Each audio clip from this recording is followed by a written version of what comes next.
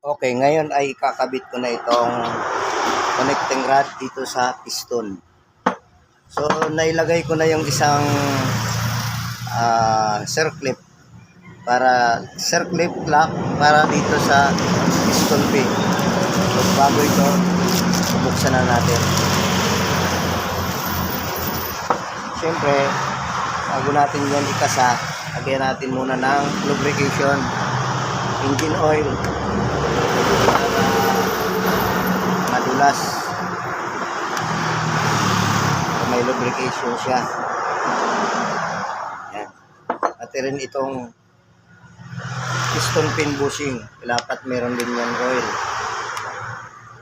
para suwabe yung pagpasok ng pin. Siyempre pati itong pin, lalagyan na rin natin ito. Yun.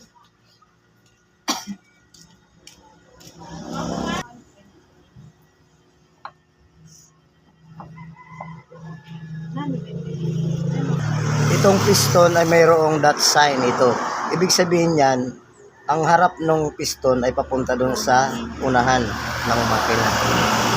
At ito namang connecting rod ay mayroong sign ng Mitsubishi. So ang sign na ito ay dito ito sa banda likod nitong sign ng piston. Ayan.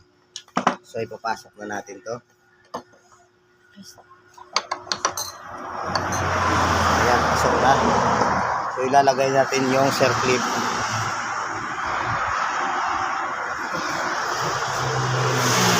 Ito yung kanyang circlip lock. So ang paglagay nito, so ilalagay natin itong circlip lock para hindi umatras yung piston pin. Napakalaga nitong dapat ay nakalagay sa kanyang groove. Kasi once na hindi nakapasok ito ay maaring lumabas yung pin.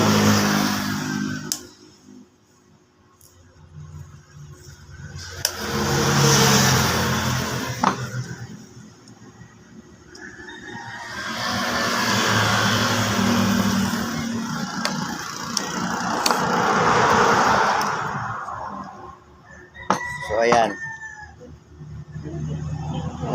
Nailagay ko na yung circlip lock. So titingnan natin kung talagang pasok na.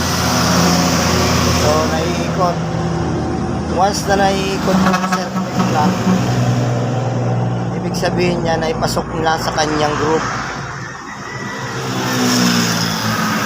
Kasi pag hindi yan nakapasok sa kanal, sa groove niya, ay hindi basta-basta ito may ikot na circuit lock na ito.